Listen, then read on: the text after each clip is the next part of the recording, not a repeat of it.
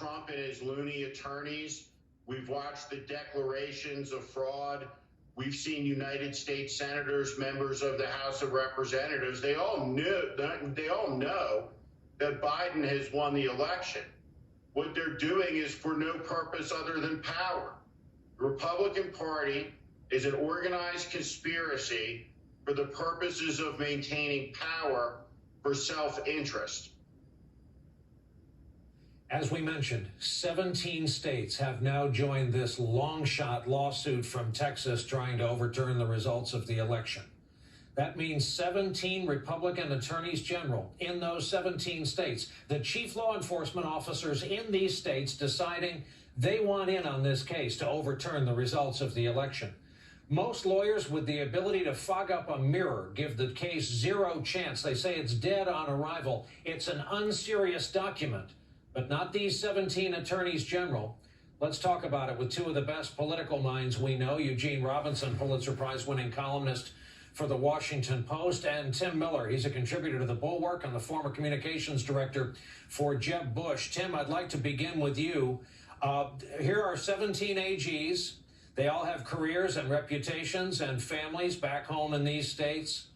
Why do you reckon they have signed on to this case, which, again, a reputable lawyer said to me tonight, he's been looking at, it's just not a serious document? Yeah, look, Brian, the answer to that is that they care more about their reputation with Donald Trump's base and the Republican electorate in their states than they care about their reputations with in the legal profession or with their families or with whoever else.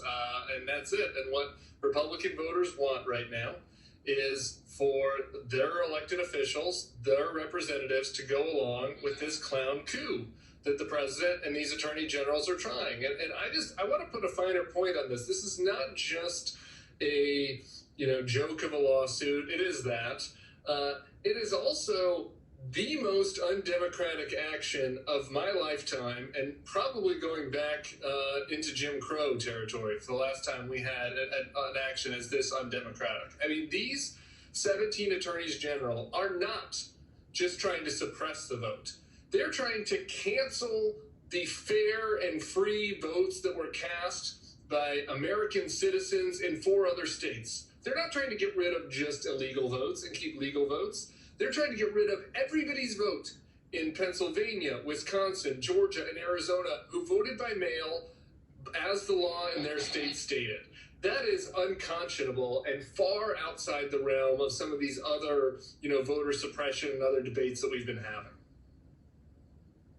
Eugene, it brings us to this. At some point, Joe Biden's going to put his hand on a Bible, take the oath, and be president of the United States. Starting that day, the day after, he's going to have to govern. He continues to offer a sunny, optimistic view of his chances at cooperating with Republicans in the Senate. But I quickly remind you, most of those Republicans are so scared to death of Donald Trump, they dare not call Joe Biden president-elect. So how's that going to work? Well, look, Donald Trump is salting the earth for Joe Biden. And let's be clear. Despite what Leader McConnell and others have said, President Trump does not have every right to pursue legal avenues. Because this is ridiculous. These are not legitimate legal avenues to contest on legitimately disputed votes. This is vandalism. This is, as Tim said, a profoundly democratic act. The whole sequence of events, but especially this recent lawsuit, it is outrageous. It is infuriating. Yes, it is laughable. But it has real consequences. It has consequences not just for Joe Biden as he comes in and tries to be the president for all Americans. I fear it has longer-term consequences for our democracy. As a foreign correspondent, I covered literal banana republics where this would have been beyond the pale.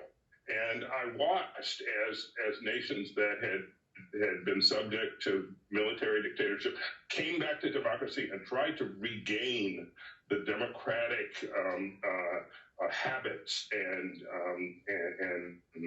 procedures and etiquette that they had before. And it's very difficult. it's hard to do. It doesn't happen automatically. This is doing what potentially lasting damage to American democracy, and it's unforgivable, absolutely unforgivable.